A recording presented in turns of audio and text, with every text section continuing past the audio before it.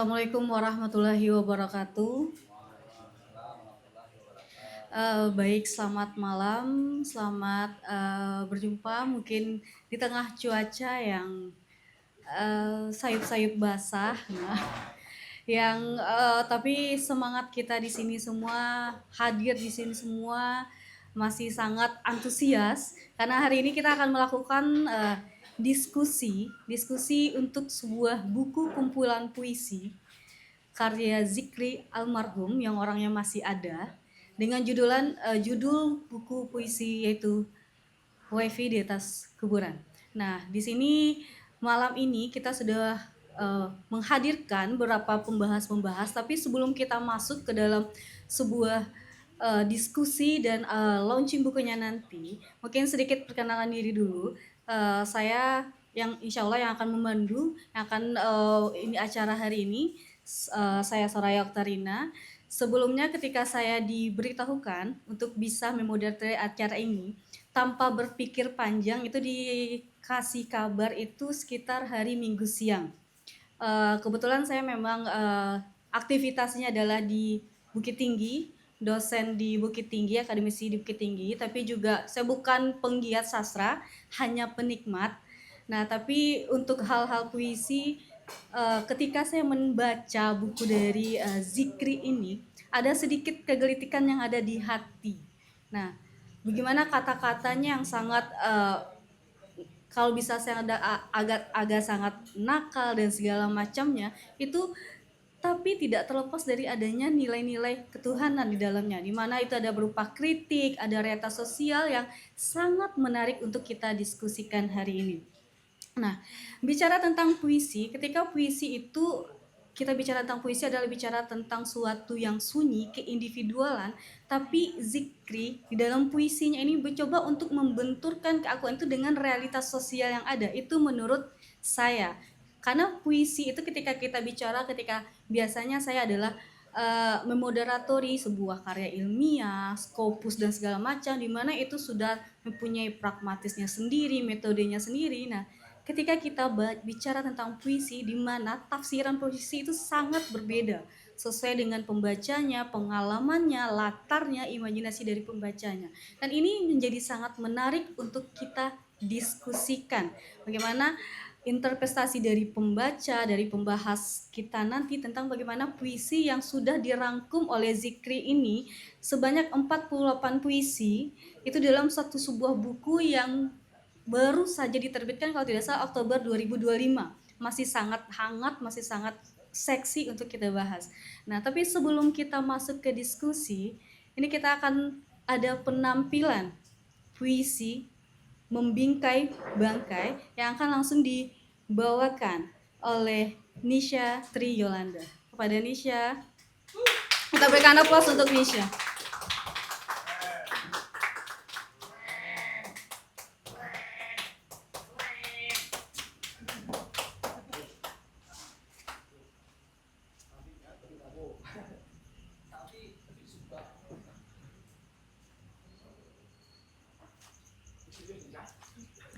Serius ya?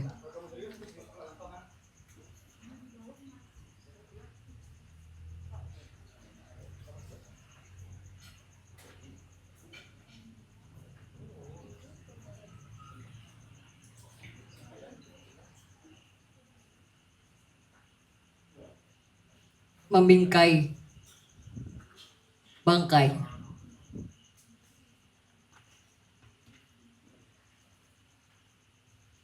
Di sudut rumah papan itu ia meracau seperti merapal mantra-mantra kuno.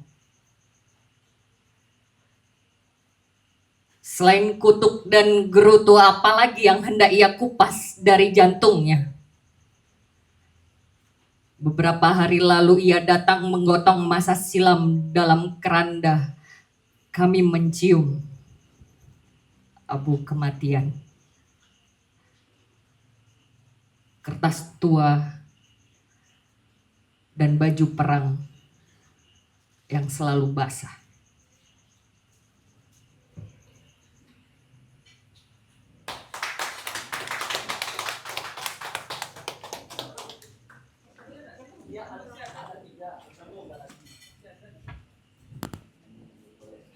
Oke, sekali lagi kita berikan aplaus untuk Nisha.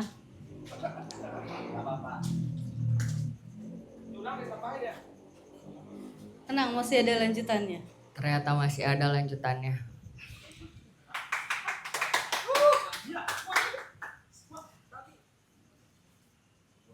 Ia ringkas rantau ke dalam kata. Punggung adalah panggung. Tempat kepergian dipentaskan. Ia ringkus dendam ke dalam dada. Mengkhianati pengkhianat adalah puncak kesetiaan.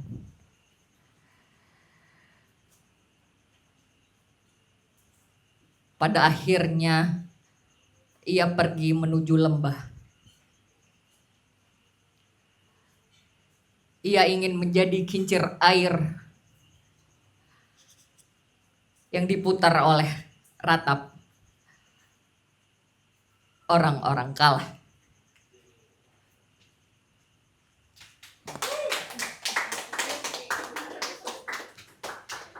Oke, baik. Terima kasih, Nisa. Stefawan semua. Puisi yang kuat itu adalah puisi yang mampu menghadirkan pengalaman batin bagi yang membaca. Puisi itu terkadang tidak hanya cukup untuk dibaca. Dia juga bisa dilihat, dirasa, dihadirkan, dan dirasakan secara visualisasinya. Terkadang puisi juga harus kita terjemahkan getaran-getaran kata ke dalam suatu yang hadir, suatu yang tampak, suatu yang visual. Nah, hari ini sebelum kita nanti akan membahas, kita akan mengulik kata demi kata, puisi demi puisi dari WiFi di atas kuburan. Kita akan melihat pemutaran visualisasi puisi Membingkai Bangkai yang akan ditampilkan oleh Mahareta Iqbal.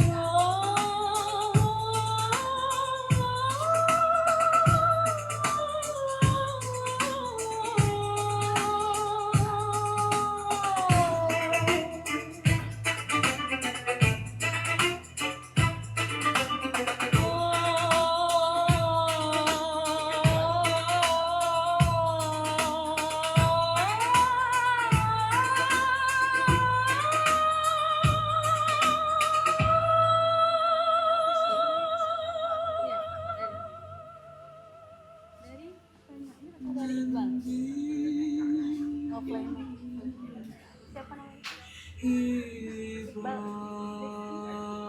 kan?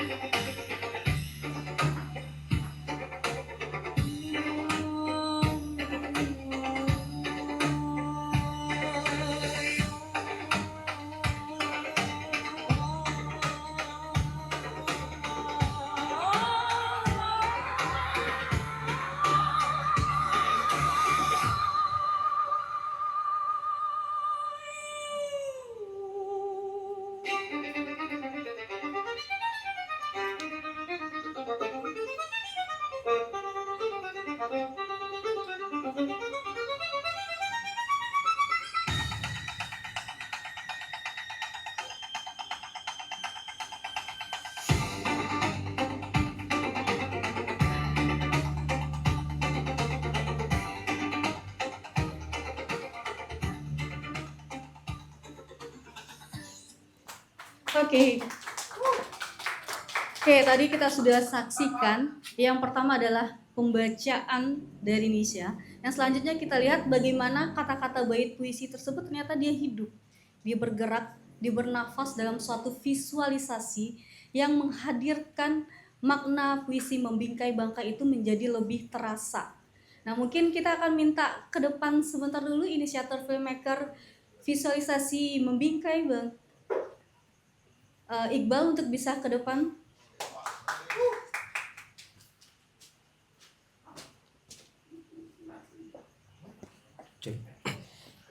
Selamat malam semua. Awalnya itu pada tanggal, seingat saya 28 Oktober itu Bang Zikri menghubungi saya gitu. Jadi dia minta untuk bantuin bikin visualisasi puisi kata. Tapi saya waktu itu belum bisa produksi kan, langsung gitu. Biasanya dulu itu saya pernah bikin visualisasi puisi untuk bukunya Pak Uco, Romantik. Itu waktu itu juga peluncuran di Kubik Coffee itu. Nah, Mas Zikri meminta saya untuk coba bikin dengan AI katanya. Oh ya udah, saya coba bikin. Nah, ketika di awal Oktober itu yang pada akhirnya selesai di November adalah yang menyusahkan saya itu membedah dulu puisinya seperti apa gitu. Saya terbantu dengan fragmen di dalam puisinya gitu. Karena di dalam puisi itu kan seperti ada fragmennya 1, 2, 3, 4, dan 5. Nah, pembabakan itu yang kemudian saya coba pecah terlebih dahulu untuk kemudian saya jadikan prompt di AI. Nah, ketika mencoba membedahnya satu persatu menjadikan prompt, yang paling susah itu ketika membuat sebuah visual di AI adalah bagaimana satu visual itu merangkai visual selanjutnya gitu. Karena perbedaan prompt juga akan mempengaruhi bagaimana visual yang akan dihadirkan. Nah, tantangannya menurut saya seperti itu. Nah, ketika prompt itu kemudian saya jadikan ke dalam bentuk storyboard. Nah, dari storyboard itulah kemudian saya hadirkan gambar yang kemudian saya generate menjadi sebuah visual. Nah, menjahit visualnya itulah yang kemudian membuat saya cukup kelimpungan juga gitu. Karena ini pertama kalinya saya mencoba membuat sebuah visualisasi puisi tapi dari AI gitu. Seluruhnya full AI, 100% dari storyboard, dari visual, dari video sampai ke musiknya gitu. Nah, ya seperti itulah yang tadi teman-teman lihat, visualisasi puisi Membingkai Bangkai yang saya coba visualisasikan pada malam ini gitu. Mungkin terlebih dan kurang mungkin itu dulu. Terima kasih. Oke, baik. Selanjutnya mungkin kita langsung masuk ke diskusi buku Wifi di atas kuburan. Ini buku yang sudah ada di tangan saya, sudah saya pegang, karangan dari Zikri almarhum, dan juga mungkin nanti bisa dilihat dan dibaca, dan juga nanti ada buku dari teman-teman yang ada di sini juga sudah tersedia di situ, yang bagi di sini bisa melihat dan membaca atau mendapatkan buku-buku yang ada di sini. Baik, buku Wifi di atas kuburan ini adalah kumpulan puisi yang ditulis oleh Zikri almarhum langsung. Ini lirik puisinya penuh ironi, di mana di sini dia menyajikan kalimat-kalimat yang membenturkan kalimat-kalimat profan dengan kalimat yang sakral, di mana kadang kita dibawa ke dalam unsur realitas, komedi, ada kritikan, dan ada kemarahan yang tertangkap di sini juga. Nah, ini akan kita diskusikan karena ya penafsiran yang berbeda tersebut itu bisa kita diskusikan, kita benturkan. Nah, bagaimana ini bisa menjadi dan layak ketika buku ini memang menjadi bestseller dan layak untuk kita miliki. Oke, saat ini sudah bersama kita penyairnya langsung, pengarangnya langsung, Zikri almarhum. Langsung kita undang saja ke depan. Di mana Zikri ini dia lahir di Canduang pada tahun 1990. Beberapa karyanya itu pernah dimuat di buku antologi bersama seperti Sebilah Sayap Bidadari dan Menunggu Jendela. Nah, ini adalah buku perdana ya Zik ya. Buku perdana, dan insya Allah ini akan menjadi awal untuk lahirnya karya-karya besar dari Zikri setelah ini. Oke, selanjutnya kita juga telah bersama dengan pembahas kita hari ini. Yang pertama adalah langsung saja kita panggil Bang Raudal Tanjung Benua. Belum hadir dia yang Belum? terakhir. Oke. Bang Wimo aja. Mungkin masih di jalan ya Zik ya. Ya. Terjebak hujan karena kita tahu kondisinya. Selanjutnya sudah hadir pembicara kita yang kedua. Ini sebenarnya adalah senior saya, tapi beliau tidak tahu saya juniornya.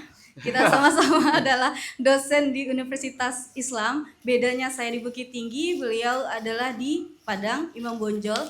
Terakhir saya melihat beliau sering menjadi kurator dan sibuk menilai peserta-peserta pada saat Sieba Internasional. Langsung saja kita panggil Bang Zelverni Wimra. Beliau adalah seorang penyair. Beliau juga adalah seorang akademisi UIN Imam Bonjol. Silakan Bang Wimra.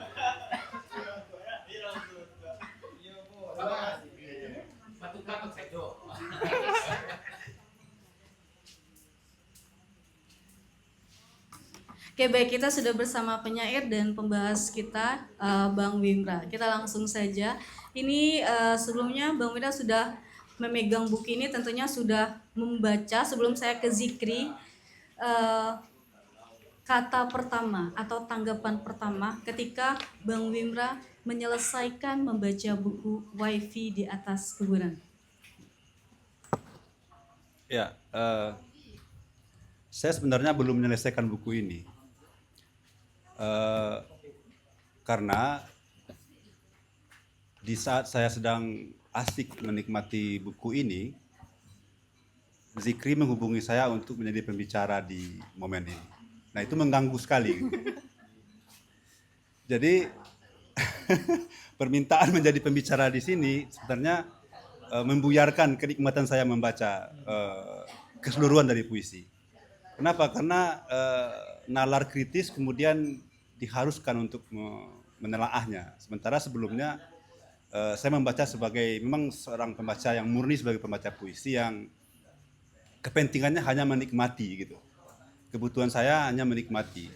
Tapi ketika akan membicarakannya tentu ada konvensi-konvensi lain yang perlu kita pertimbangkan pula kan untuk mendekati puisi ini gitu. Tapi yang jelas keseluruhannya buku ini keren. Buku ini kece ya, seperti yang mana ini? Kece. Ya, begitu Kak Soraya. Oke, kita langsung ke Zikri aja nih. Ini judulnya saja, ini kita lihat di awal, kita langsung melihat dari covernya ya. Karena ketika melihat sebuah buku itu pasti yang kita lihat adalah cover dan judulnya. Wifi di atas kuburan. Satu kalimat yang kita lihat itu adalah sangat kontras dari kata wifi, itu adalah menggambarkan modernitas. Kuburan kalau bagi saya yang seorang mungkin akademisi dari keislaman, kuburan justru lebih identik dengan nilai religiusitas. Nah itu Zikri sendiri apa sih pengalaman atau ini batin kenapa bisa mengeluarkan dan membuat buku dengan judul Wifi di atas kuburan? Terima kasih Kak Soraya. Untuk buku ini yang harus diperhatikan dulu adalah cara membacanya, wifi atau wifi ya. Saya kurang tahu nih. Anggap wifi di atas kuburan. Pertama saya memilih ini karena ini interteks dengan puisinya Sitor, Bulan di atas kuburan.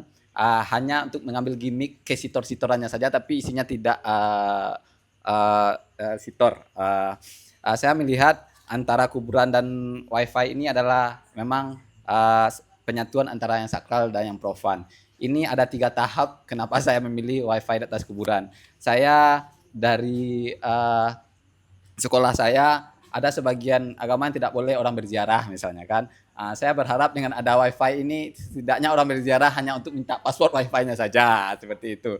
Atau yang kedua, saya juga ingin melihat yang sakral dan yang profan disatukan. Kadang-kadang di tempat-tempat yang paling sakral sekalipun yang profan menyelinap, dan di tempat-tempat yang sangat profan sekalipun ada yang sakralnya. Jadi dikotomi sakral profan itu sangat tipis menurut saya. Ya seperti kita pergi umroh bukan untuk sebagai hamba lagi, tapi sebagai eksistensi kita di media sosial, ada foto di Ka'bah misalnya kan, atau di tempat yang paling profan sekalipun saat kita main HP, kita menahan diri untuk tidak mencaci maki di kolom komentar itu bentuk jihad digital juga menurut saya. Mungkin hanya itu wifi di atas kuburan, tapi tingkat yang ketiga itu masih hitam putih. Saya ingin berlara-lara di antara profan yang sakral ini. Karena saya sangat jarang ziarah pada orang tua saya. Kemudian kenapa orang banyak ke tempat wifi-nya, ada kafe, ada wifi-nya, orang ramai di sana main game atau apapun. Bagaimana kalau kita pikir supaya orang rajin ziarah ke tempat kuburan nenek moyang atau apanya, kita pasang wifi dengan passwordnya surah Yasin dari 1 sampai 83 misalnya kan. Disuruh dia ngaji Yasin secara profan walaupun bisa di copy paste. Tapi saya nggak mau itu terjadi pada kuburan orang tua saya. Dalam puisinya di dalam saya buatlah seolah-olah saya ketika saya meninggal, saya ingin anak cucu saya kalau dia memang malas betul untuk menziarahi saya, setidaknya ada wifi di sana yang bisa menghubungkan Instagramnya dengan wifi, terkonek dengan internet, walaupun dia tidak terkonek lagi dengan doa kepada saya. Itu aja berlara-lara dengan wifi di atas kuburan. Oke baik, tapi ketika ini saya baca buku ini, saya insya Allah sudah baca dari awal sampai akhir. Memang ketika kita membaca buku ini itu seperti emosinya. Ketika biasanya buku puisi itu yang Bang Bimra ya, kita itu ada tangga dramatiknya, ada unsur kenaikan, emosi, perasaan. Tapi ketika kita baca buku ini, kita itu tidak berada dalam satu rasa. Terkadang kita merasa menggelitik, terasa tergelitik, terasa satir, tapi terkadang kita merasa itu ada lelucon, ketawa, jadi emosi seperti dinaik turunkan. Karena memang pemilihannya pertama kalau saya baca itu puisi-puisi yang sangat di awal-awal itu seperti getiran sosial, dan di tengahnya itu sudah mulai komedi, kalimat-kalimat realis yang ditampilkan oleh Zikri. Atau memang ada strategi khusus dari Zikri untuk melakukan taktik pemilihan puisi seperti itu? Maksudnya urutannya mana yang didahulukan, mana yang diakhirkan. Sebenarnya ini juga yang menjadi kegalauan saya. Pernah diskusi juga sama Bang Wimo. Saya awalnya sangat suka dengan puisi-puisi liris, tapi di awal pertengahan penulisan saya tergoda dengan stand up komedi, dengan hal-hal yang berbau humor, karena puisi-puisi liris saya sangat falsafi, jadi SJW, berkhutbah dalam puisi, ajaran moral, falsafi, semuanya di puisi-puisi liris saya dan sangat personal. Sehingga membaca kritik-kritik sastra terhadap hal seperti itu sangat, sebagian sastrawan menganggap itu aib atau apa, Jadi bagaimana untuk menghilangkan sastra bertendens yang didaktis, yang menggurui itu, saya mengambil unsur komedi untuk menghilangkan efek menggurui tadi. Namun ketika menyusunnya menjadi sebuah buku, saya dilema. Jadi saya bertanya kepada Bang Wimo, buku ini harus saya belah menjadi dua, yang puisi liris yang tragedi yang getir di awal, kemudian puisi komedi yang lucu di akhir. Tapi setelah saya pilah puisi ini menjadi dua kamar, ternyata ada beberapa puisi yang ada di ruang antara komedi dan tragedi, antara satir dan yang lucu. Jadi saya ragu memilihnya. Jadi kemudian di sini juga tidak ada titi mangsa ya. Jadi ada juga orang menyusun puisi berdasarkan tahun pembuatannya, makin tua ke tahun yang paling muda. Tapi pilihan saya adalah menzigzagkannya saja. Mungkin resikonya adalah emosi orang tidak stabil, yang awalnya tragedi getirnya dapat, kemudian lepas buyar gara menjadi komedinya baru lucu, menjadi garing gara-gara tragedinya. Itu resikonya, apakah tragedi dan komedi itu bisa saya berpijak di sana dua-duanya, atau malah saya terjungkal dari kedua-duanya, siko capang siko cape. Itu resiko yang saya ambil dari penyusunan buku Wifi di atas kuburan. Oke, baik, sebelum kita minta pendapatnya dari Bang Wimra, mungkin kita sudah ada bersama kita, langsung kita ajak saja untuk bergabung Bang Raudal Tanjung Benua. Beliau adalah pembahas kita malam ini. Siapa yang tidak kenal Bang Rauda, sastrawan yang sudah kiprahnya nasional, yang sudah meraih banyak penghargaan. Bahkan beliau juga saat ini aktif ya Bang ya, menjadi pengelola komunitas Rumah Lebah dan Lembaga Akad Indonesia yang menerbitkan jurnal Cerpen Indonesia dan menginisiasi Rumah Lebah Ruang Puisi. Sehat Bang? Alhamdulillah sehat. Di tengah cuaca kayak gini masih semangat Bang? Ya. Ini Bang, tadi kita sudah pembukaan, sudah sedikit membahas tentang buku dari penyair kita malam ini Bang, Wifi di Atas Kuburan, karyanya Zikri almarhum. Tadi kita membahas bagaimana gaya bahasa dan pemilihan puisi yang memang dipilih oleh Zikri sendiri, di mana dia memang memadukan tadi adanya unsur komedi, profan dan yang lainnya. Mungkin Bang Wimra, terkait dengan keberaniannya Zikri membenturkan dua hal tersebut Bang, ini untuk dari segi sastranya bagaimana Bang? Ya, sejauh yang saya alami dan saya pahami, masing-masing penulis memang punya strategi literal, atau bahasa lainnya ada pilihan estetika yang ingin dimainkannya dalam sebuah karyanya. Nah, Zikri saya perhatikan dari pembacaan saya terhadap buku ini juga merencanakan hal yang sama gitu.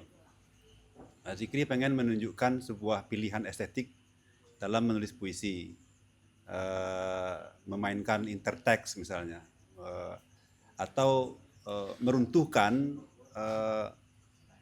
keluhuran pepatah petitih misalnya, atau mencoba mengaduk-aduk kembali bunyi yang ada di pantun, kemudian mencoba mengembalikan kata-kata mutiara ke sungai yang berlumpur gitu ya.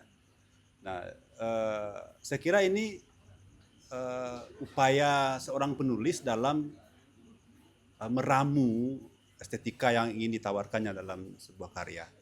Saya kira itu Kak Soraya. Oke baik, ini kita kasih kesempatan untuk Bang Raudal mungkin Bang yang sudah bergabung sama kita. Buku Wifi di Atas Kuburan ini merupakan karya perdana dari Zikri Bang, yang dia berusaha menghadirkan nuansa yang berbeda. Mungkin Abang pertama kali ketika membaca, sudah melihat buku puisi dari Zikri ini bagaimana? Ya, yang segera terima kasih. Sorry agak terlambat ke penghujan.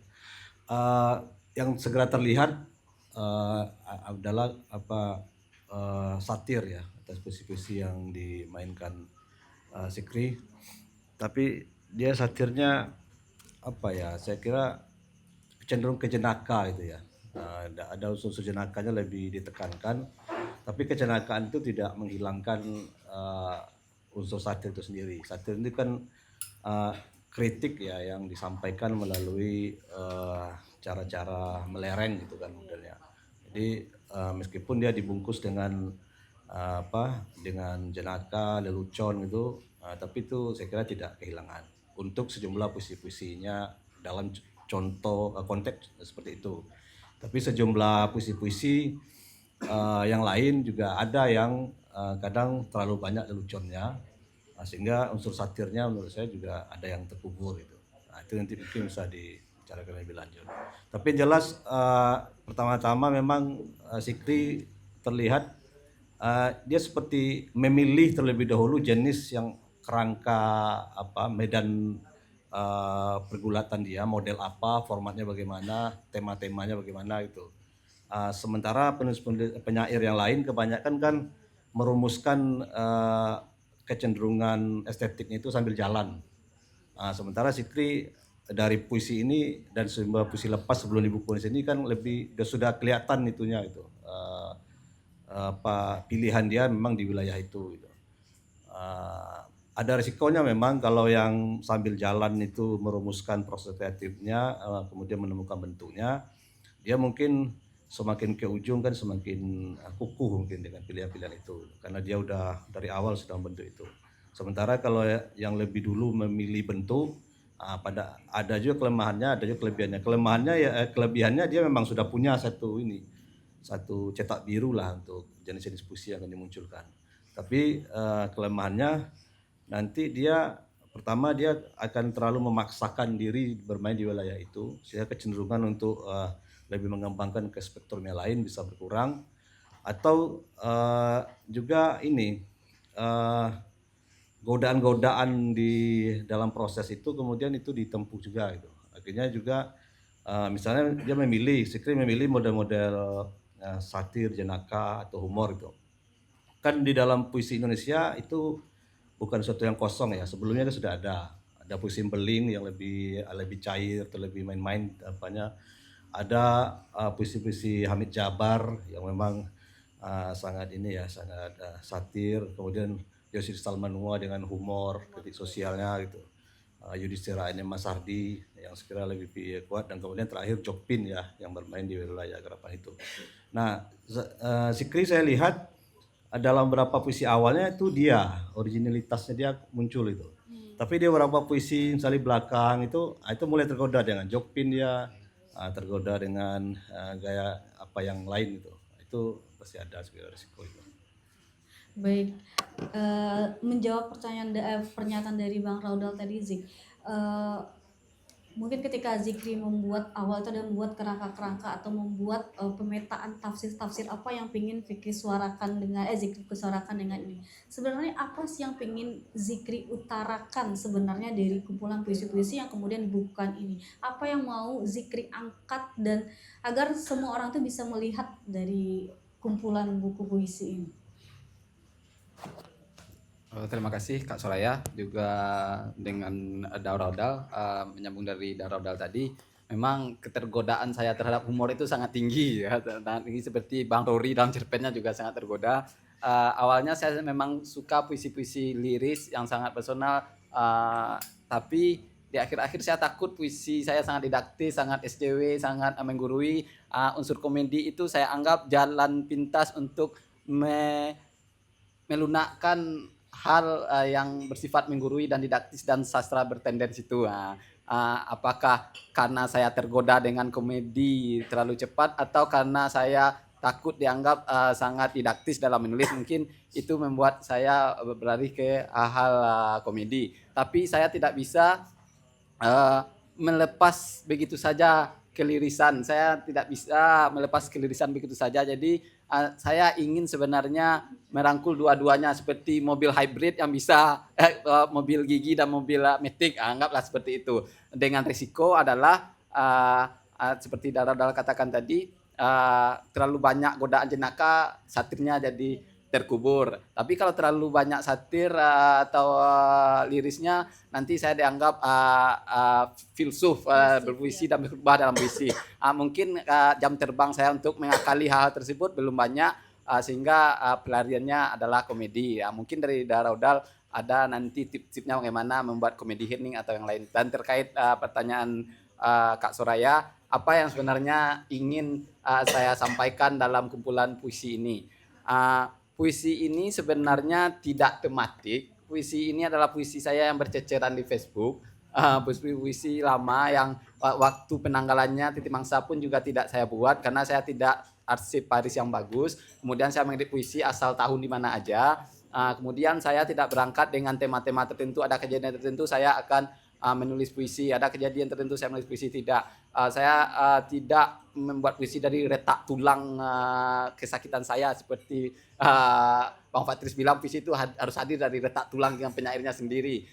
Roh bahasa akan menghadiri penyairnya sendiri. Sementara saya, kecintaan saya terhadap puisi adalah kecintaan saya awalnya terhadap bahasa, otak-atik bahasa. Bagaimana waktu kecil saya sering membaca iklan-iklan di pasar ketika dibawa ayah ke pasar, bagaimana iklan televisi datang begitu banyak tagline-tagline-nya, itu menarik bagi saya dan terbentur dengan ketika saya dibawa kenduri sama ibu pepatah petiti. Saya tidak tertarik dengan filosofi pepatah petitinya, tapi bunga-bunganya. Untuk satu hal dia memiliki 4 lapis sampiran untuk mengungkapkan maksudnya. Dan diganggu saya dengan iklan-iklan TV. Itu awalnya kenikmatan saya terhadap bahasa. Tapi setelah seperti itu saya terjebak di antara seperti Bang Patris bilang, saya pembukaan puisi saya sangat art for art, seni untuk seni seni untuk seni, sehingga saya asik mendekor bahasa saya sebagai mikroskop tanpa membawa objek di bawah lensa mikroskop tersebut, dan itu ternyata bahasa sebagai teknologi saja tidak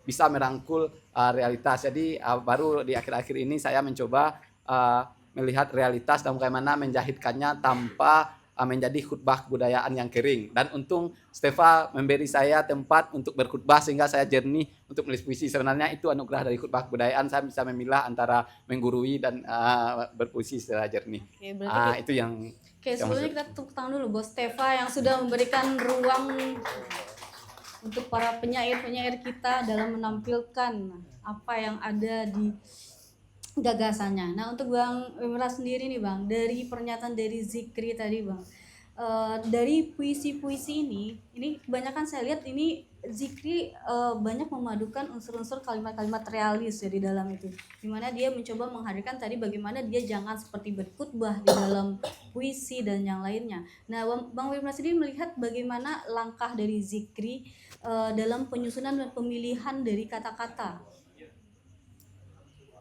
Kalau saya tidak percaya dengan apa yang disampaikan Zikri barusan. Kenapa? Karena ada bias apologi di situ. Saya hanya percaya pada teks yang ditulis di buku ini. Dan memang ya statement-statement yang disampaikan Zikri itu terkesan di dalam buku ini. Misalnya begini, secara biografis saya kenal Zikri ini pernah di pesantren. Di pesantren, di madrasah tarbiyah itu diajarkan arud. Arud itu adalah kaidah-kaidah syair yang penuh dengan tata bunyi yang tertata sedemikian rupa gitu. Tidak boleh melanggar konvensi bunyi yang ada di ilmu arud itu. Nah, saya menduga Zikri jenuh dengan keteraturan seperti itu. Itu pertama. Kemudian di kehidupannya yang lain, dia juga seorang yang eksak sebetulnya. Dia kan kegemarannya ke ilmu pangan dan hal-hal yang bersifat praktis itu, saya kira itu yang membakar jiwa estetik seorang Zikri itu ketika akan meramu lintasan-lintasan gagasan itu ke dalam bentuk puisi gitu. Tapi dia sebenarnya memilih jalur yang berbahaya. Meskipun kita semua tahu bahwa apapun kreativitas itu sesungguhnya sesuatu yang berbahaya. Karena kreativitas itu akan meruntuhkan pemahaman-pemahaman lama yang ada di pikiran kita gitu. Dan itu dipilih oleh Zikri melalui buku ini. Misalnya, ya diakui sendiri kan, dia memainkan interteks. Bulan di atas kuburan itu punya sekitar semua orang, tapi dia menulis wife di atas kuburan. Wife bacanya. Wife-nya apa wife? Wifi. Wife taste. Kan bisa juga wife di atas kuburan kan. Nah, saya memahami pilihan ini berbahaya bagi Zikri.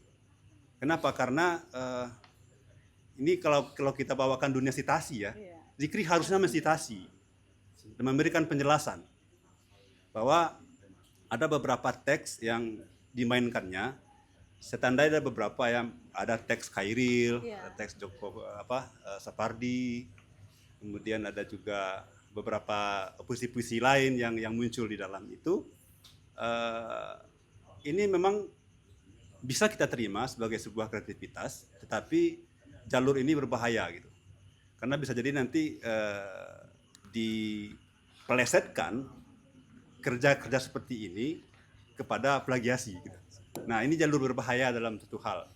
Nah, tapi dalam dunia kreativitas ini sah-sah saja saya kira. Mungkin Darodal ada catatan juga soal Iya, itu. tadi sama seperti yang sudah Bang Wimra bilang. Tadi ketika pertama saya ketemu Zikri di sini, komentar saya Zikri termasuk berani. Bahkan tidak hanya karya-karya senior, bahkan ayat Al-Qur'an pun ada yang diinikan Zikri di sini. Itu yang ada di usikum wa nafsi, maka nikmat Tuhanmu mana lagi yang kau dustakan, tapi maka nikmat dustamu mana lagi yang kau tuhankan. Itu kan kalau dari segi walaupun hanya pemindahan kata, tapi kan kalau kita bertemu dengan benturan itu sangat berbahaya juga. Nah, itu bagaimana Bang Raudal tuh melihat itu? Ya, pertama saya juga sepakat dengan Wimo tadi, saya enggak percaya dibilang Zikri gitu. Bahwa dia punya apologi itu mungkin proses kreatifnya dari pasar beli iklan itu menarik ya untuk ini. Tapi misalnya dia kan coba menghindar dari sepertinya puisi-puisi di sini menghindar dari puisi bertendens gitu ya. Makanya dipilih cara-cara yang agak nyeleneh gitu. Tapi menurut saya dia semakin lari dari tendens itu, justru dari situ kelihatan tendensnya itu. Tujuan dia justru makin termotif di dalam motif dia melakukan upaya-upaya pelajaran itu.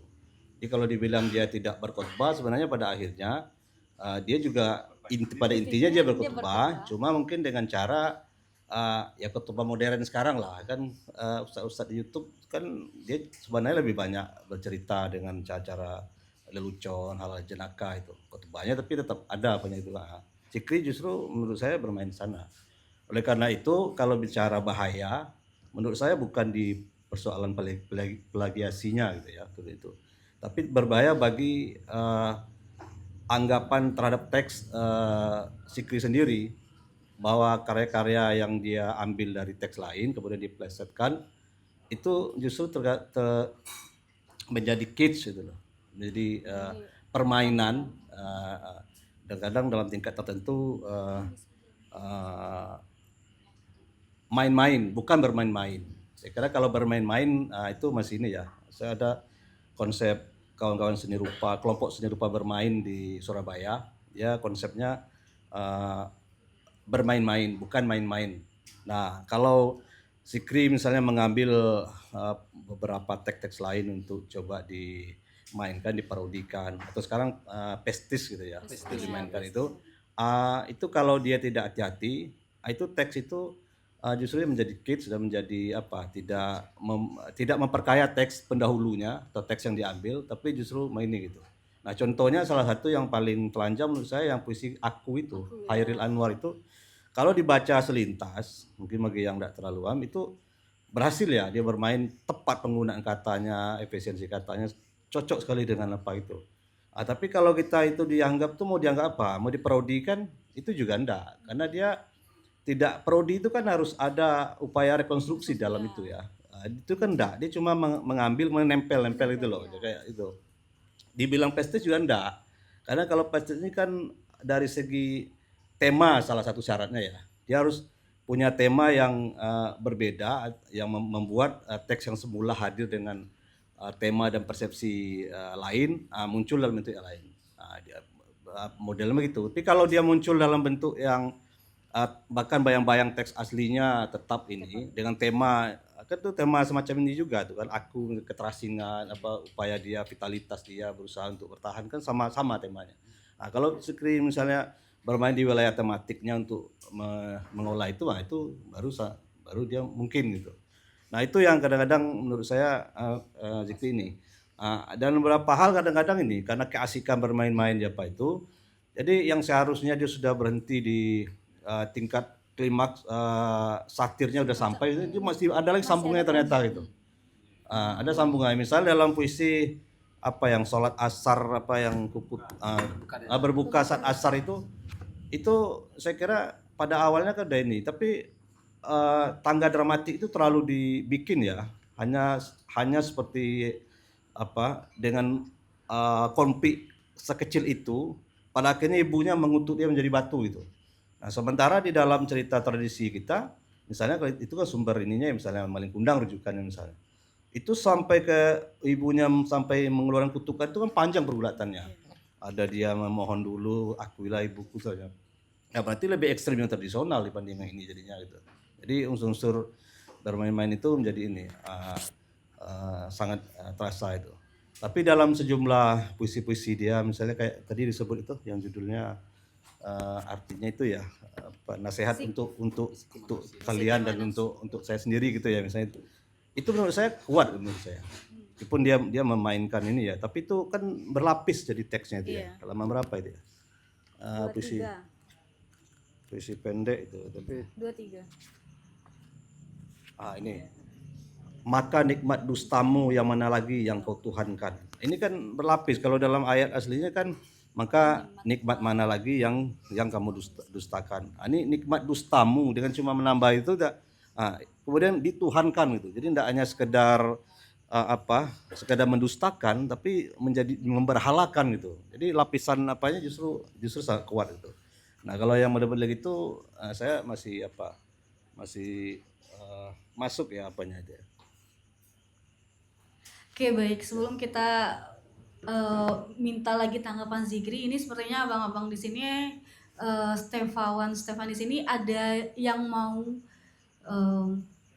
menyampaikan tanggapannya atau sekedar bertanya kepada penyair dan pembahas kita. Mungkin ada, silakan.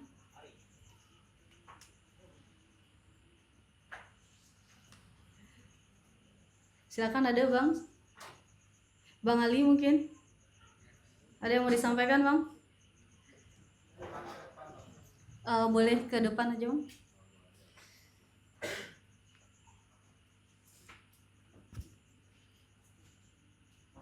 Mic-nya.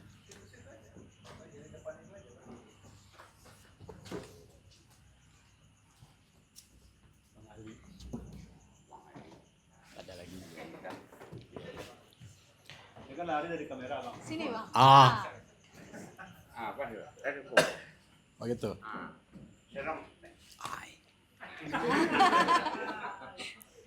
Baik, bismillahirrahmanirrahim. Assalamualaikum warahmatullahi wabarakatuh.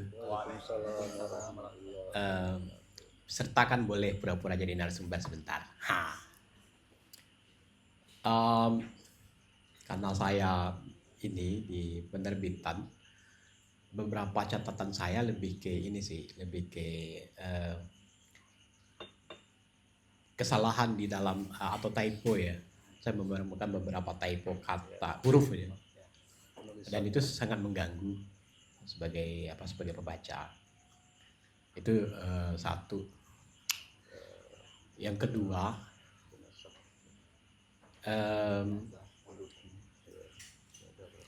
ada kecenderungan bermain-main dalam puisi ini agak blunder saya pikir pada beberapa puisi, sehingga menimbulkan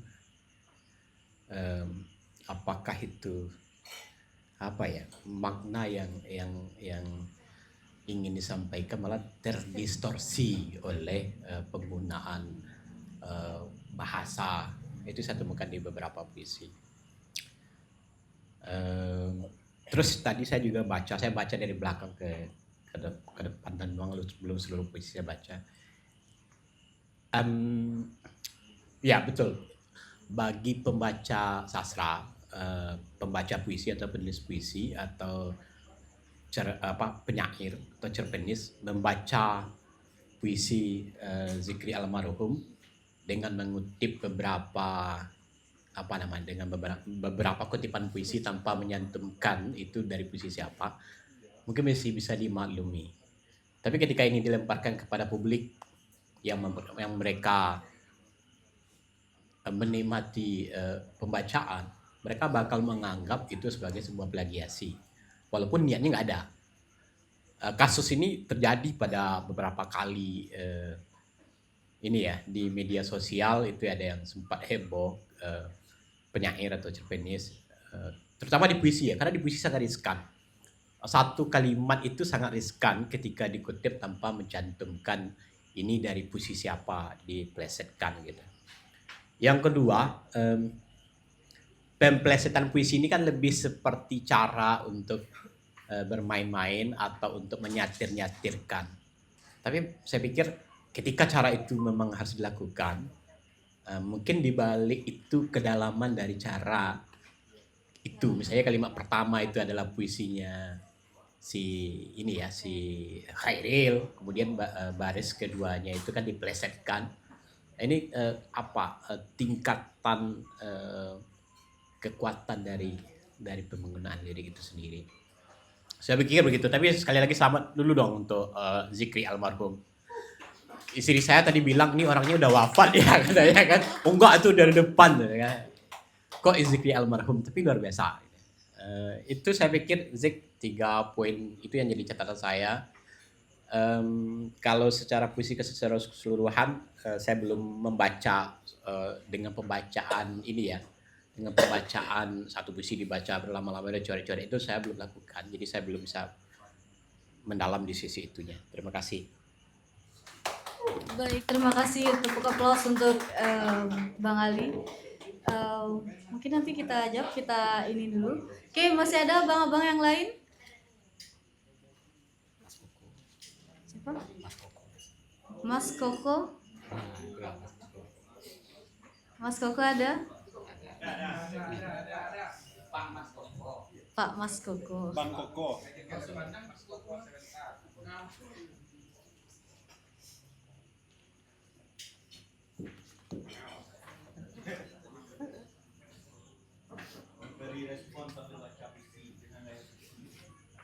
Atau mungkin sebelum respon sedikit memilih satu puisi yang bisa sedikit dibacakan dulu, Bang Koko. Bang atau Mas Koko. Enggak, saya takut membaca buku kumpulan puisi yang saya di tangan saya ini karena milik orang lain. Siapa Zik? Ini masih punya Zikri, jadi saya belum bisa apa ya? Oke, tapi yang menarik tadi apa yang dikatakan persoalan tentang bentuk dan kemudian sebagai sebuah proses kreatif ya, atau semacam eksperimen dalam hal estetik tadi. Saya memang mengkhawatirkan itu Zikri ketika sebagian besar dalam puisi ini sudah memiliki pola atau bentuk puisi, kemudian Zikri harus berusaha keras mengisinya dengan hal-hal yang wadahnya sudah ada begitu. Nah, itu yang agak mungkin melelahkan di satu sisi karena harus menyesuaikan dengan bentuknya. Ini antara bentuk dan isi. Tadi ada ironi kah, ada humor kah, ada parodi kah, dan sebagainya seperti itu, karena mungkin Zikri lebih nyaman bekerja dengan hal-hal seperti itu. Saya kira itu sebuah pilihan, maksud saya itu sebuah pilihan yang harus yang masing-masing penulis atau masing-masing penyair memiliki cara, memiliki strategi puitik yang berbeda, dan kemungkinan juga lebih nyaman bekerja untuk menyampaikan gagasan, ide dan sebagainya dalam bentuk, dalam wadah yang seperti itu. Cuma ketika wadah itu sudah ditemukan dan penulisnya nyaman dengan wadah seperti itu, maka tadi betul contoh-contoh yang kemudian misalkan saya ya mengharapkan bentuknya akan menyampaikan isi seperti apa, maka ini menjadi satu tantangan mungkin bagi saya sebagai pembaca.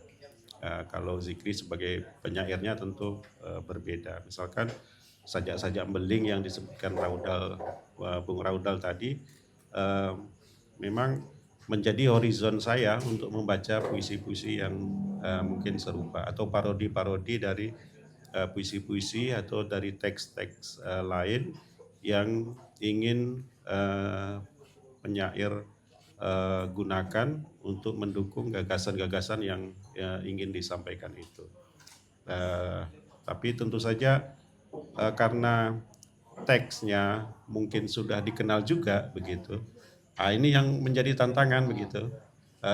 Ada tadi disebutkan puisi, ada disebutkan mungkin legenda, ada disebutkan mungkin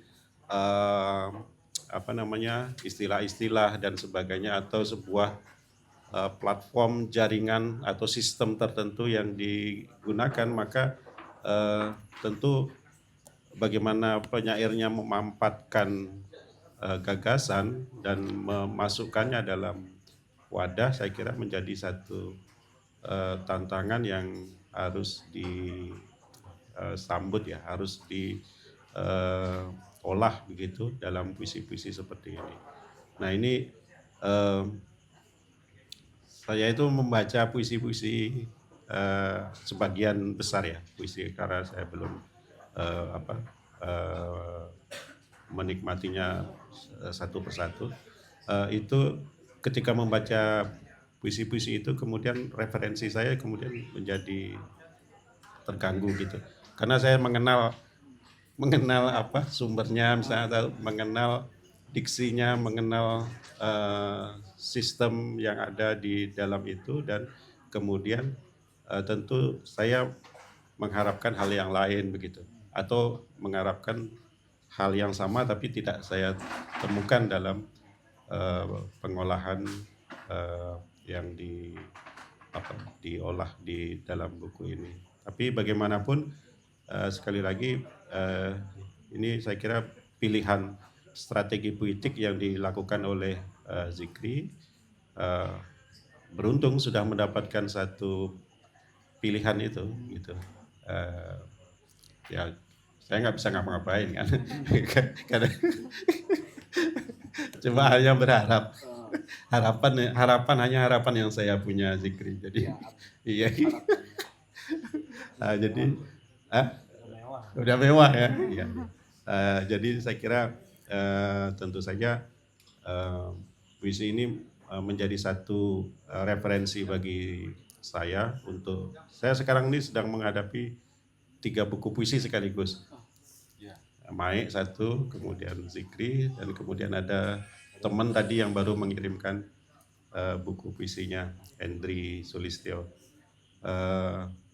Kemudian dalam satu saat pembacaan begitu, masing-masingnya mempunyai tempat, mempunyai bentuk pilihan dan strategi politik yang berbeda, dan saya kira akan memperkaya kita sebagai pembaca sastra Indonesia. Terima kasih. Baik, applause untuk Mas Koko. Terima kasih Mas Koko atas komentar, saran dan juga masukannya untuk Zikri. Nah, Zik, ini tadi hampir bisa kita baik dari Bang Ali, Mas Koko sendiri kan, memang fokusnya itu adalah kekhawatiran dan dalam pemilihan diksinya sendiri yaitu ya Zik. Nah, Zikri sendiri bagaimana ini Dik? Dengan masukan dan saran dari dua abang-abang tadi. Terima kasih Kak Ayah dan Bang Alizar, Mas Koko, Bang Mimo Semandara Raudal. Kecenderungannya memang ini pilihan yang saya pilih, tapi pilihan yang berbahaya seperti itu ya, dengan risiko yang harus ditanggung. Seperti yang Raudal bilang tadi, bagaimana parodi itu harusnya jadi prestis tapi malah menjadi kids. Mungkin batasan interteks antara plagiasi dan interteks itu saya mungkin ada batasnya atau kurang memahami. Seperti ini, interteks terhadap puisi-puisi lama itu harusnya memberi roh baru terhadap teks tersebut, sementara saya hanya keasikan untuk bermain terhadap teks tersebut. itu memang godaan saya terhadap teks lama itu memang hanya sebatas parodi, belum belum parodi kids seperti yang dibilang Daraudal tadi. Dalam beberapa puisi. Karena saya cuma keasikan memplesetkan saja. Kemudian kalau yang aku itu memang sangat telanjang, saya hanya ingin contoh vitalitas egoisme individual itu dalam bentuk digital. Bagaimana keakuan itu hidup 1000 tahun lagi lebih ke hidup 1000 giga lagi. Seperti keponakan saya di kampung nggak mau oleh-oleh makanan, maunya hanya pakai data. Saya ingin menggambarkan situasi itu memakai intertext dari puisi tersebut. Kemudian di Terokapres pernah mengupload beda intertext dengan plagiasi seperti itu. Kalau plagiasi memang tujuannya untuk mencuri tanpa memberitahu itu akan apa. Sementara intertext justru sebaliknya. Dia ingin orang ini tahu dia sedang mencuri itu untuk menunjukkan ya memang dia menggunakan strategi berangkat dari titik berangkat teks tersebut. Kalau menurut saya ini intertext tapi jatuh beberapa puisi kayak kids, belum sampai parodi yang ironi seperti yang diharapkan Daraudal. Kemudian saran dari Mas Koko tadi, pilihan saya terhadap ini adalah pilihan berbahaya dan beliau berharap apakah saya akan terus melanjutkan permainan ini di wadah yang sama dengan risiko yang telah disebutkan Daraudal di awal atau akan mencoba hal-hal baru. Menurut saya karena ini puisi pertama, tentu ini adalah wadah untuk buku puisi ini saja karena kumpulan dari puisi-puisi Facebook saya yang saya arsipkan kembali. Dan saran dari teman saya, dia sudah bosan dan muak dengan puisi-puisi seperti ini. Dia berharap di puisi berikutnya kalau menerbitkan buku punya strategi estetika yang lain. Jadi memang ada kegalauan dan kegambangan untuk bertahan di estetika seperti ini, terlalu asik dan sehingga jadi asik sendiri, tidak dinikmati orang lain, atau mencoba tidak estetika personal tapi estetika sosialnya lebih ditonjolkan sehingga satirnya tidak runtuh. Saya sangat terkesan dari Daraudal tadi gimana tangga dramatiknya yang harusnya sudah pas klimaks, sementara saya keasikan tergoda dengan suatu yang sangat komedi. Saya memang terjebak di sana. Ini Kak Oji juga pernah menyarankan saya dalam khutbah kebudayaan ketika humor saya sudah di puncaknya, kemudian saya tambahan lagi justru melunturkan dimake humornya sendiri. Jadi jaga jarak atau tali ulur atau tegangan di antara kapan mesti berhenti dan kapan harus melanjutkan, ini tantangan selanjutnya. Terima kasih Kak ya. Oke. Baik, mungkin ke Bang Raudal tadi seperti yang Zikri bilang, sebenarnya bagaimana caranya kita sebagai penyair itu agar kita tidak terjebak dalam pemilihan diksi, apalagi kalau kita menggunakan atau kita mereduksi lagi teks-teks lama dari penyair lama, agar kita istilahnya terhindar yang katanya dari plagiasi, atau kita tidak justru malah membenturkan puisi tersebut dengan pemilihan diksi kata-kata kita mungkin yang justru malah lebih membuyarkan atau lebih tidak tepat atau memberikan tafsir yang justru sangat jauh sendiri dari yang kita inginkan sebenarnya. Itu Bang. Sebenarnya sekarang batas-batas intertext itu sudah lebih terbuka ya. Kalau dulu mungkin intertext itu kadang-kadang memang dalam bermain di korpus teks itu sendiri, dia tidak, orang lain kadang-kadang membutuhkan pembacaan berulang kali baru ketemu atau bagaimana itu ya. Kalau sekarang dengan salah satunya dengan cara pestis itu memang sengaja dimunculkan gitu. Cuma memang dalam bentuk yang berbeda gitu ya. Jadi sudah tidak ini. Terus ada juga kan ungkapan, kalau saya lupa dari Tarji apa. Kalau penyair sekedar itu mengambil, artinya mengambil dari kasana orang lain. Kalau penyair cergas itu mencuri. Jadi tanpa disadari ya udah menjadi ini gitu.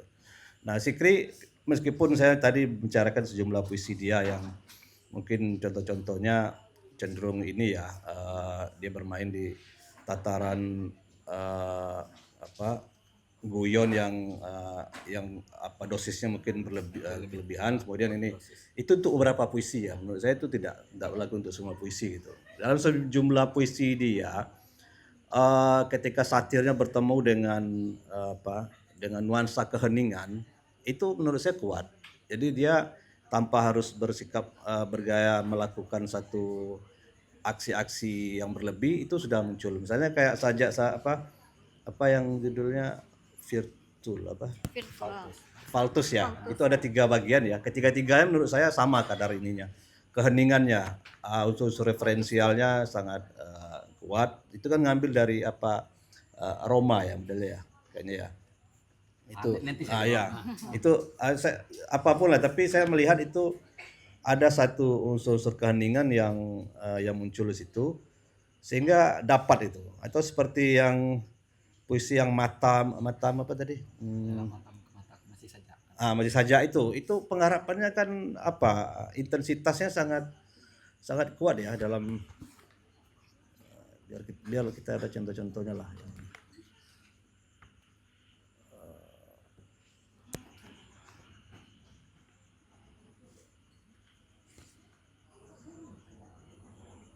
Berdengung lagu yang ini loh, yang ada hubungan dengan kematian tuh apa namanya sajaknya itu? Kalau jenazahku ini. Kekasih Tuanku Fakih. Yang dia panjang dia. Oh ini bukan. Kasih Tuanku Fakih. Memandikan ini. jenazah dengan Aku tak tahu di mana aku akan padam ini loh. Ini kan saya mengingatkan ke sajak Rilke yang padamkan mataku gitu ya. Nah, ini menurut saya unsur bermain-mainnya kadarnya berkurang, tapi tetap ada ya selipan-selipan yang membuat kita tersenyum atau apa gitu. Itu muncul. Misalnya aku tak tahu di mana aku akan padam. Sepatang korek api di tangan Pak Tua di tengah hujan. Bila aku padam di tengah badai dan nyalaku kehabisan nyali, orang-orang bersuluh menjemputku, aku tak akan melihatnya. Ada rasa keharuan itu ya. Aku tak tahu di mana aku akan dimandikan. Sumur di ladang, orang menumpang mandi. Jadi bermain. Nah, itu terasa konteks kehadiran sumur dalam pantun itu berbeda di sini. Bila aku dimandikan, air mata telah jadi pantun. Orang-orang hendak berjumpa lagi, aku tak akan melihatnya. Itu ada unsur keharuannya sangat terasa. Aku tak tahu di mana aku akan dikafani. Bendera di medan perang berhenti berkibar. Bila aku dikafani dan kekalahan sudah dibungkus rapi, orang-orang menyimpan pedang dalam mata sembab, aku tak akan melihatnya. Jadi aku ini sepertinya memang orang yang semacam pembantu peran aja, tapi sebenarnya sangat penting bahwa perang berhenti, bendera diturunkan ketika siapa itu kan jadi sangat ini. Ironinya ada di sana. Aku tak tahu di mana aku akan disalatkan. Imam kelelahan mengupas nafsu sepanjang badan. Nah, ada kritiknya masuk juga. Bila aku disalatkan dan sunyi telah dibaringkan, orang-orang berdoa dengan nada terkunci di balik ratap. Aku tak akan melihatnya. Ini kan di setiap akhir bait diulang aku tak akan melihatnya. Itu ada tawaran konsep ya, bahwa ini ya udah almarhum, ya, dia tidak akan melihatnya itu. Jadi memang ada konteks-konteksnya sangat jelas. Nah, jenis-jenis menurutku kuat, tapi tidak menghilangkan unsur-unsur Tapi puisinya aku melihatnya. Iya sorry. Ada kekontradiktian. Ya mungkin ya ada. Tapi dari awal intensitasnya jelas. Dia tidak unsur buru-burunya tidak ini. Misalnya mau ngambil suatu ini, terus tidak sengaja kayak memasang-masangkan ini cocok dengan ini kata Tuhan hantu, misalnya itu harus dijejer gitu. Dia tidak tergoda oleh rima itu untuk menciptakan kata yang lain gitu. Sehingga dari awal tuh runut itu terstruktur. Nah yang begitu menurut saya sangat kuat ya. Ada banyak, saya punya sebenarnya catatan saya kira tadi kan konsep diskusinya memaparkan satu pandangan, tapi ini saya talk show ya modelnya ya. Tidak apa-apa juga, mudah-mudahan nanti bisa dituliskan itu. Nah, terus mungkin tambahan lagi karena kita bicara masalah puisi-puisi satir atau humor. Sebenarnya meskipun saya tadi bilang bahwa Zikri sudah menemukan satu dunia yang dimasuki dengan memilih pola ini, bukan berarti di Sumatera Barat khususnya pola-pola ini tidak ada. Justru saya melihat kekuatan Sumatera Barat salah satunya dari puisi-puisi jenis itu, termasuk di prosanya tentu. Karena kita tahu meskipun dia tidak memilih di pola apanya, mungkin secara dengan satir atau dengan cara-cara jenaka, tapi di setiap baris, di setiap bait para penyair asal Sumatera Barat itu cukup gampang kita menemukan. Saya baca puisi terbaru Alizar itu, abang yang rajin sembahyang itu kan bikin tersenyum ya, abang yang kaya, abang yang pengusaha, abang yang suka sembahyang gitu. Nah itu kan datang ini, meskipun puisi dia nanti bicara tentang ini misalnya.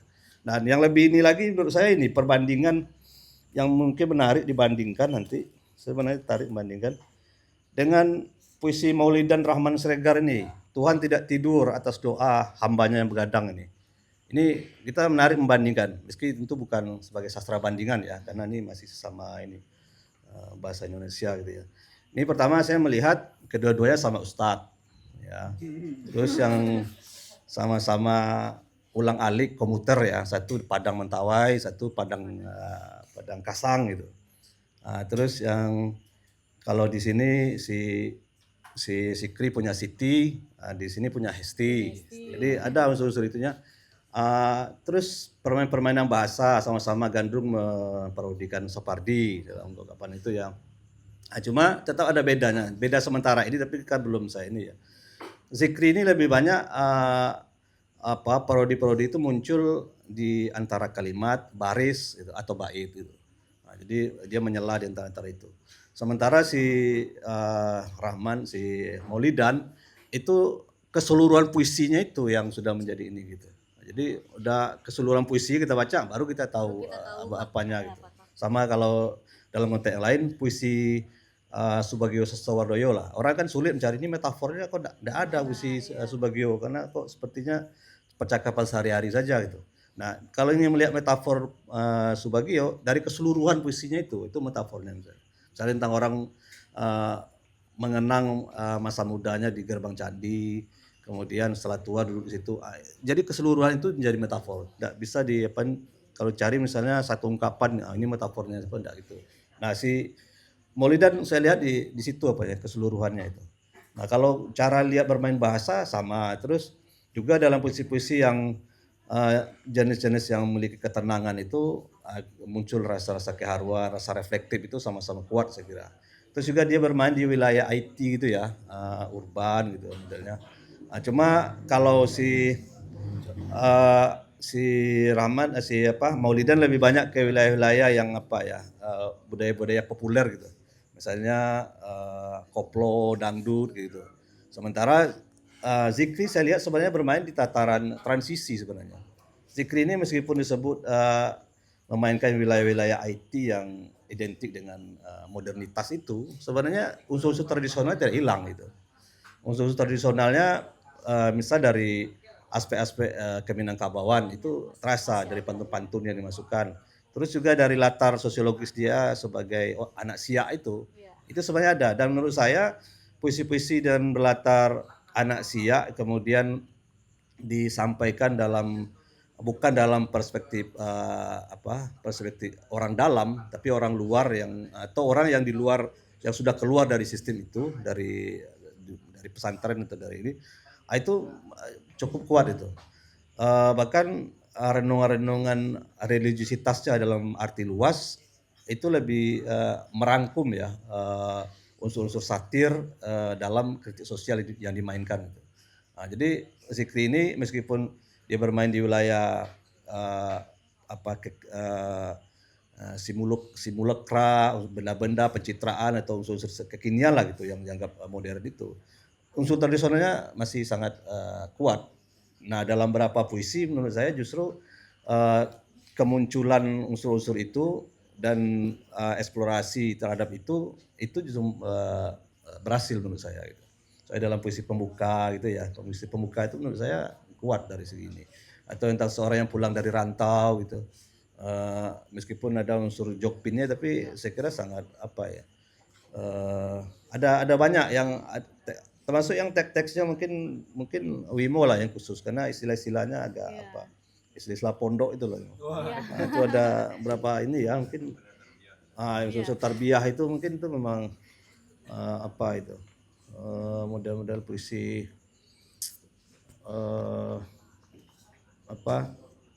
Ajrumiyah, kepada Tarbiyah, ya. Kekasih Tuanku Fakih ini saya juga beberapa ini, tapi ada beberapa kitab juga yang dicuplik gitu ya. Itu bentuk ini ya. Ya saya kira itu tak boleh dilupakan dari seorang Fikri gitu. Oke, baik, ini ya menyambung pertanyaan dari Bang Roldo tadi mungkin ke Bang Bimra. Tadi saya juga sempat tadi diskusi sama Fikri melihat dia latar belakang pesantren, bahasa-bahasa pesantrennya yang masih sangat kental di sini dan segala macam. Nah, sementara kan memang pemilihan diksi dan wifi di atas kuburan itu kan zikri itu kalau dari tafsiran saya itu mencoba ke sasarannya adalah Gen Z yang saat ini yang lengkap dengan modernitas dan segala macam. Tentu penikmat buku ini juga bisa dari kalangan mana saja. Nah, pemilihan kata-kata yang bisa dipakai dari yang dipakai Zikri sendiri dalam buku ini, apalagi dengan unsur ketarbiyahannya tadi, pesantrennya sendiri masih sangat kental. Itu dari Bang Bimra sendiri bagaimana? Apakah justru Zikri terjebak sendiri dengan kepesantrenannya itu sehingga menghilangkan satirnya, menghilangkan bahkan memadukannya dengan kata-kata komedi, bahkan ada kata-kata yang menurut saya juga sedikit frontal di dalam ini. Nah, itu bagaimana Bang Indra? Ya, baik Kak Soraya. Meskipun saya bersetuju mengatakan bahwa Zikri bermain-main di wilayah yang berbahaya, tetapi bukan berarti saya tidak menerima pola seperti ini gitu. Seperti misalnya mengeksplorasi istilah-istilah yang dipelajari di kitab-kitab Nahwu misalnya. Nah, tentu informasi tentang diksi-diksi yang ada seperti di Matan Ajrumiyah atau di Kepada Tarbiyah itu tentu tidak semua pembaca yang memahami ruh dari suasana Doroba Zaidun Amran itu gitu. Kami selalu menjadi Umar, sementara kau menjadi Zaidun. Nah, itu kan contoh dalam bahasa pelajaran Nahwu di pesantren. Nah, ya bermain-main di wilayah yang seperti itu saya kira dalam kreativitas seperti yang awal saya sampaikan itu sah-sah saja. Tetapi Zikri perlu menambah radar istilahnya ya. Intuisinya kembali untuk mempertimbangkan apakah ini bisa dijadikan sebagai satu pola atau satu ruh kebahasaan atau ruh puitik dari rencana kepenyairan seorang Zikri gitu. Nah, rencana ya? Ya, baru rencana.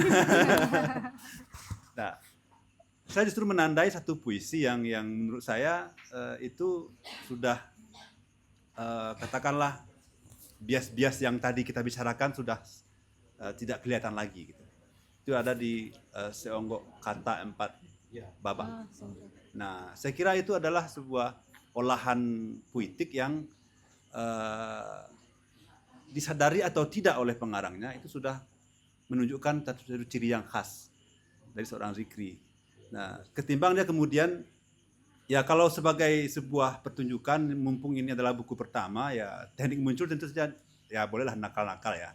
Bolehlah melakukan sesuatu yang ganjil, yang aneh, yang unik untuk bagaimana buku sebagai sebuah tontonan, sebagai sebuah benda yang akan dipertontonkan kepada pembaca untuk dilirik. Saya kira sebatas itu tidak ada masalah. Tapi misalnya juga penggunaan diksi-diksi yang di luar pengetahuan umum itu bisa juga sebetulnya mencatatkan beberapa pengetahuan yang ada sehari-hari dalam kehidupan kita tetapi belum terjelaskan dalam ilmu pengetahuan yang ilmiah misalnya atau dalam tataran bagaimana kita mendefinisikan sesuatu gitu. Nah, sebatas itu saya kira tidak ada persoalan dengan penggunaan itu. Ya ternyata di sekitar kita ada peristiwa yang belum sama sekali tercatatkan, tapi puisi ini memilih mencatatnya gitu. Saya kira sesuai dengan perjalanan waktu ini akan terjelaskan dengan sendirinya gitu. Saya kira seperti itu Kak Soraya. Oke, baik. Kayaknya ini masih sangat seru untuk kita bahas, tapi mungkin nanti kita bisa dalam satu diskusi kecil ngomong karena waktu juga yang ininya. Tadi memang kita pinginnya adalah pembahasan secara lengkap, tapi memang tadi kondisi cuaca dan beberapa halangan-halangan membuat kita terpaksa harus tetap running dengan bagaimana adanya. Nah, mungkin sebelum kita melakukan launching, mungkin bisa sedikit satu zikri dari penyair dan pengarang buku ini sekali lagi untuk mengatakan mengapa buku ini wajib kita miliki. Oke. Dan sedikit mungkin memilih satu buah puisi yang bisa zikri baca. Oke. Terima kasih Kak Aya. Sebenarnya saya sangat dekan berdiri di sini selain di samping Darodal sama Bang Wimo, kritikus sastra dan sastrawan membahas buku saya juga dihadiri oleh mertua saya sendiri, anak saya sendiri, cucu saya sendiri, ipar semuanya hadir di sini. Keluarga dari Kuranji datang untuk semoga saya dipuji-puji aja saya di sini biar dianggap saya Sumando nenek mama, jangan sampai saya dianggap Sumando kacang miang. Di depan mertua saya mungkin dipuji-puji saja saya, nanti di belakang baru dikritiki. Biar kerja saya tidak tidur aja kata bapak nanti di rumah. Kemudian ini juga ada promo, adik ipar saya menjual makanan viral, boba banana puding banana. IG-nya Rizka Yatni, kuliah di Ilmu Komunikasi UNAN semester 7. Ya, Rizka Yatni.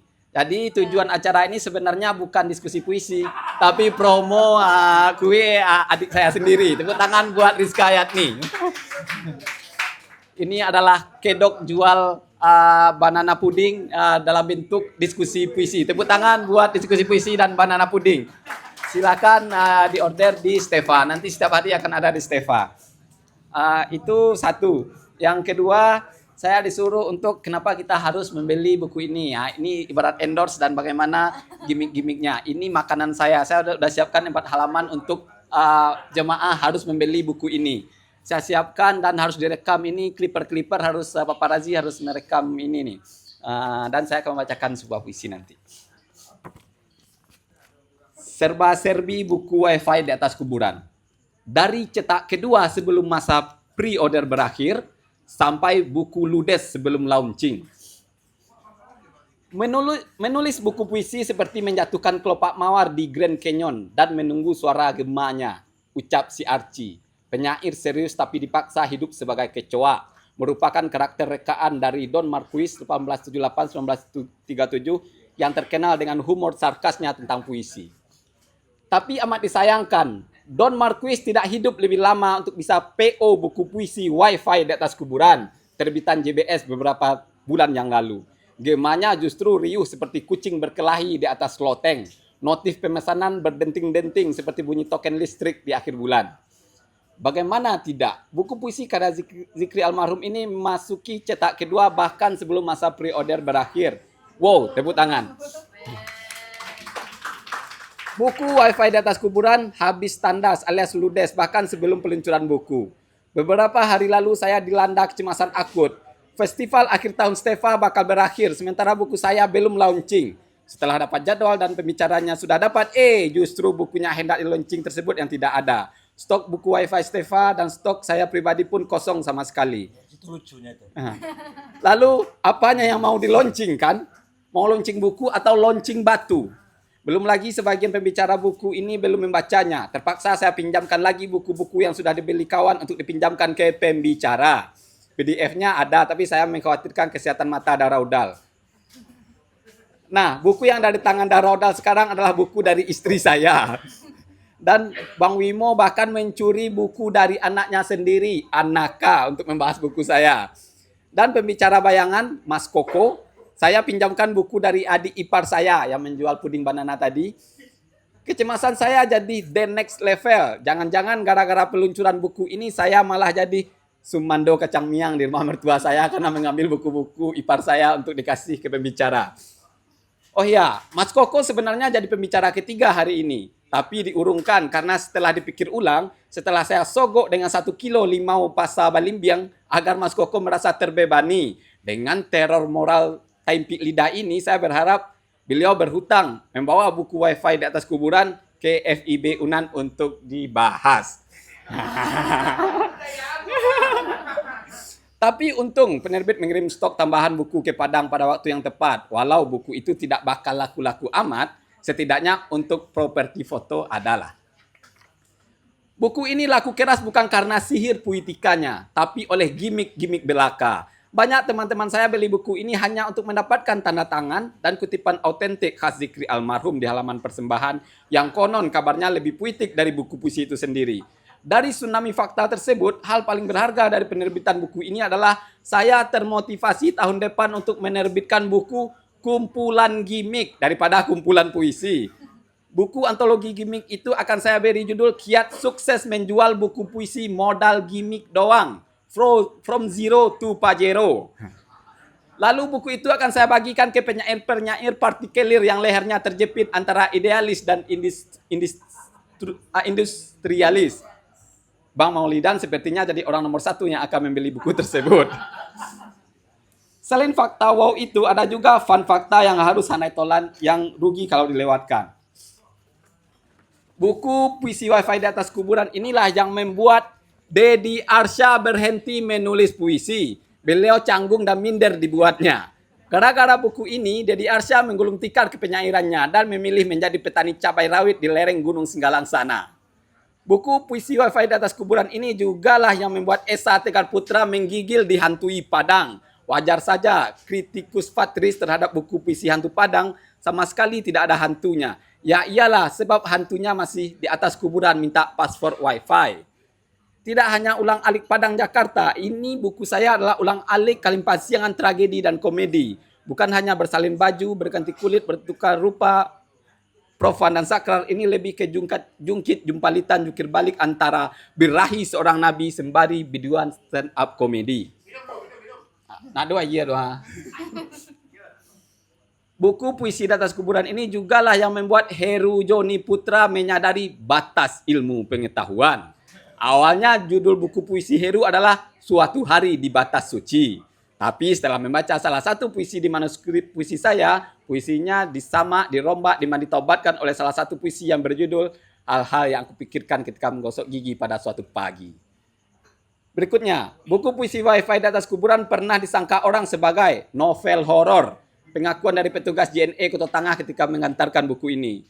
Kedua, buku ini juga disangka sebagai kumpulan esai humaniora digital. Kemudian buku ini juga disangka tutorial pemasangan wifi di pemakaman umum. Sampai disangka buku ini sebagai buku life hack, cara praktis memobol password wifi. Atau relate dengan adagium Minangkabau kontemporer. Di ma bumi dipijak, di sinan password wifi diminta. Dan fakta terakhir yang mengejutkan dari buku puisi wifi di atas kuburan adalah 10 menit setelah coming soon buku wifi di atas kuburan diposting oleh penerbit, lalu akun Instagram Kusala Sastra langsung membuat pengumuman batas akhir pengiriman buku. Seolah-olah admin Kusala Sastra telah menemukan pemenangnya. Ini semacam hukum kausalitas sastrawi nujumiah futuristik. Hukum sebab akibat yang telah diprediksi. Semacam ramalan cuaca pemenang Kusala dari BMKG, Badan Meteorologi Kusasastraan Global. Maaf Kusala, membuatmu menunggu terlalu lama sampai bulan Oktober. Kalau tidak menang pun saya sudah menyiapkan alibi kekalahan. Lebih baik tidak mendapatkan sesuatu tapi layak mendapatkannya. Daripada mendapatkan sesuatu tapi tidak layak mendapatkannya. Tentu jelas pernyataan ini lahir hanya dari orang yang tidak pernah mendapat sesuatu. Tidak pernah dapat penghargaan. LOL. Sebuah quote akhir tahun dari saya. Lebih baik berjuang mencari alibi untuk sebuah kekalahan agar dimaklumi daripada mati-matian untuk sebuah kemenangan yang tidak diakui. Hehehe. Itulah beberapa contoh hoax berbulu gimmick. Jadi semuanya tadi hoax ya. Yang membuat buku ini lebih laku dari buku Indonesia dari pinggir, lebih laku dari jejak lintasan, dan lebih laku dari ramuan penangkal kiamat. Menerbitkan buku puisi Zikri jangan cemas. Itu sama dengan pantau diludahi. Sebuah istilah yang bisa Anda bayangkan dan praktekkan. Ketika Anda meludahi ke sebuah tabik, di mana di tabik itu banyak pantau, sejenis ikan-ikan kecil, maka ludah Anda akan sesaat jadi Ka'bah yang digerumuni, dikelilingi oleh tawaf-tawaf segerombolan pantau. Padahal puisi saya biasa saja, epigon, mediocre, dan serampangan. Tapi di tengah lautan para kaum buih penagih makna, puisi saya adalah Tuhan kedua.